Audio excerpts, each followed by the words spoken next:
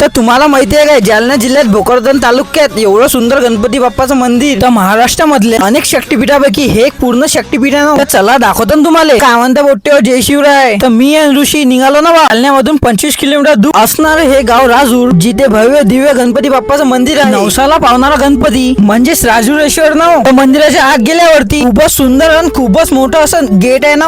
आत गेल्यावर एवढं सुंदर मंदिर दिसते ना. आता ऋषी आणि मी तर पाहतच राहिलो. आणि हो, दर महिन्यात येणारी संकष्टी चतुर्थी आणि अंगारेश्वर चतुर्थी एवढे संख्येनं लोक येतात नाही तर दर्शन करायला. काच सांगू, राजुरेश्वर मंदिर एकदम टेकड्यावरती आहे ना आणि म्हणून एवढं शोभून दिसते ना. मंदिराच्या आतमध्ये तर खतरनाक काम केलं आहे ना, जबरदस्त. गणपती बाप्पा जवळून तर खूपच सुंदर दिसत होते. तर घेतल्या ना भाऊ पाया लागून मग. आणि हे मंदिर यादवकालीन आहे ना. आणि इथं प्राचीन काळातली घंटी पण ठेवली होती ना मंदिरालाच लागून. प्राचीन काळामधलं महादेवचं मंदिर खूपच सुंदर आणि खूपच नावाजलेलं आहे ना. तर कोरिओ काम तर एवढं जबरदस्त केलं आहे ना, काच सांगू तुम्हाला. आतमध्ये गेला तर डायरेक्ट नंदी महाराजचं दर्शन झालं ना. एवढी सुंदर महादेवची पिंड, बाप रे बाप. आणि त्याच्याच बाजूला हनुमानजीचं मंदिर होतं ना. तो गेलो खतरनाक मध्ये पाया लागले. आणि हे दोन मंदिर एवढं खतरनाक दिसत आहे ना आजूबाजूला. आणि मंदिराच्या टोकावर हे कलश लागला, याचं पण खूप महत्व. आणि हो, मंदिराचा परिसर तर एवढं स्वच्छ आहे ना, काय सांगू. अर्जंटसाठी राहिले होते ना भाऊ पेढे घ्यायचे, तर घेऊनच घेतले ना. मग कसं वाटलं भाऊ राजूचं मंदिर, टाका ना एकदा कमेंट मध्ये. भेटू आता डायरेक्ट नवीन ब्लॉग मध्ये. टाटा बाय, नाथ कार्तिका.